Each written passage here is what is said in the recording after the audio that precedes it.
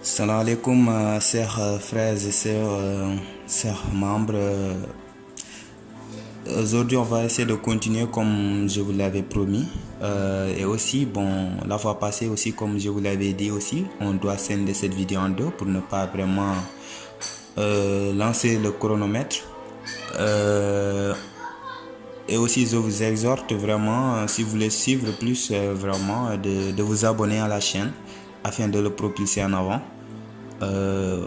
Bon, ce qui est du but du sujet, donc on va essayer de voir sur ce qui est de la continuité en géométrie.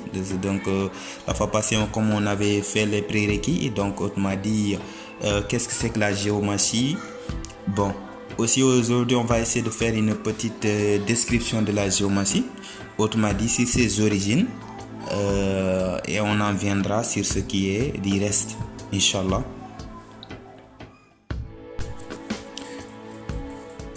Donc la géométrie serait, comment dirais-je,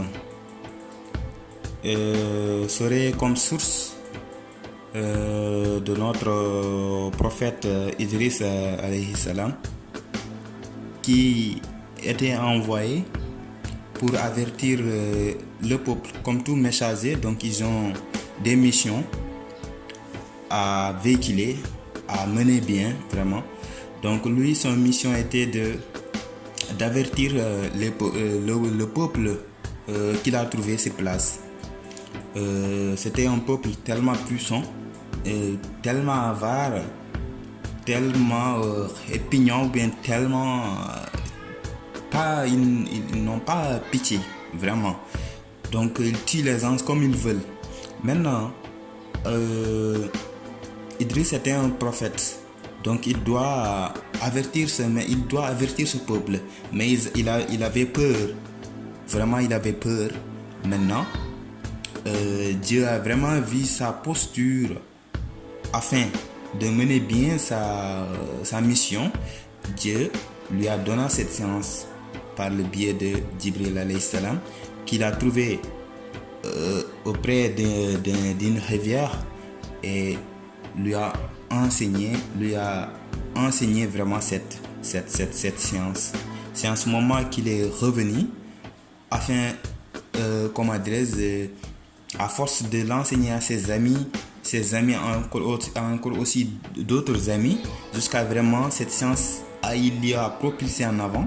C'est en ce moment maintenant ça a devenu vraiment une science large, étendue de son peuple. Et en ce moment, ayant cette force, maintenant, comment dirais-je, exhortant ou bien réclamant que les gens qui peuvent vraiment taper cette science, qu'ils le font pour voir est-ce qu'un messager est envoyé ou pas. C'est en ce moment fixe même qu'ils ont tapé la géométrie et ils ont vu qu'il y a un messager envoyé. Et il réplique encore pour dire regardez bien encore si ce messager est parmi vous ou pas. Et en ce moment ils ont retapé encore pour voir encore si ce qui est de ce messager est bien là avec eux. C'est en ce moment qu'il s'est déclaré que c'est lui le messager et on lui a écrit sans problème, sans turpitude ni blasphème, donc de manière simple et commode. Donc Dieu lui a facilité cette mission. C'est lui le compatissant, le miséricordieux. Donc voilà les grandes sources de cette science. Bon, je dirais pas que je serai pas catégorique à ce point, parce que d'autres diront que cette source est là, d'autres diront encore cette source est là. Donc voilà, la science quand même elle est large, on peut pas tout concevoir. Donc chacun sur ce qui est de ses postures et sur ce qui est de ses avis, vraiment. Donc moi c'est cette source que j'ai de cette science géomatique. Voilà, donc c'est ça vraiment. Donc on en vient sur ce qui est du reste. Bon, ici on va essayer de présenter les figures. Donc la première figure c'est Youssouf. Youssouf alayhi salam. Donc vous voyez bien, c'est 1, 2, 3, 4, 5. 5 c'est impair, donc cette figure elle est du type djinn. Adam, donc 1, 2, 3, 4, 5, 6, 7. Donc c'est une figure impaire jusqu'à présent, donc de type djinn aussi. Muhammad ou bien Mamadi, donc certains le disent Mamadi, donc ça dépend de l'appellation. Donc c'est 1, 2, 3, 4, 5. 5 aussi c'est impair, donc c'est une figure djinn. Voilà, donc ainsi de suite. Donc la première figure à la position numéro 1, donc Youssouf alayhi salam. Deuxième figure c'est Adama. Il faut bien les parcouriser vraiment, la géométrie au repos pour pouvoir continuer. Muhammad, donc c'est troisième position. Idrissa, quatrième position. Ibrahim, cinquième position. Issa, sixième position. Oumar, septième position. Et Ayoub, huitième position. Donc on recommence ou bien on continue. Allahu, donc c'est neuvième position. Suleiman Bundao, c'est en 10e position. Badra Ali ou bien Ali Badra, bien Ali tout court, donc c'est 11e position. Nuhu, donc c'est 12e, la 12e position. Et Hassan au 13e position. Et Younous au 14e position. Ousmane, ou bien certains l'appellent Maurice Zoumanna, donc ça dépend de l'appellation. Voilà, Ousmane c'est au 15e position. Et enfin, Moussa, c'est au 16e position. Donc c'est ça vraiment la géométrie au repos. Voilà, il faut bien les parcouriser parce que ça va vous permettre de continuer vraiment votre cours. Donc ici on va essayer de voir comment tracer un thème géométrique. D'abord, il faut s'assurer que la fois passée, comme je vous l'avais dit, que les éléments sont stables, qu'il n'y a pas trop de vent, il n'y a pas la pluie. Donc c'est ça qui affecte vraiment la plupart les éléments. Voilà. Après cela aussi, faire l'intention qu'on est en train de faire la géométrie, donc pour un but précis. Voilà.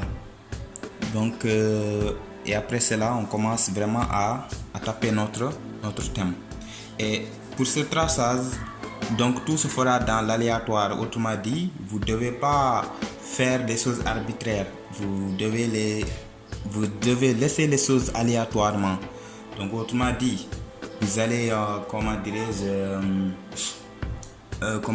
tracer dans l'inconnu, c'est-à-dire dans des équations à savoir qu'on ne connaît pas le résultat final. Donc c'est ça. Mais si on prend les choses arbitraires, là donc c'est par convention. Ici il n'y a pas de convention, donc on laisse tout dans l'aléatoire. Voilà, donc le traçage va s'accentuer sur l'aléatoire et sur ce qui est des points ou bien des traits. Voilà, donc on va former 4 figures mères qui vont donner d'autres figures jusqu'à la formation complète de la géométrie. Donc on va commencer.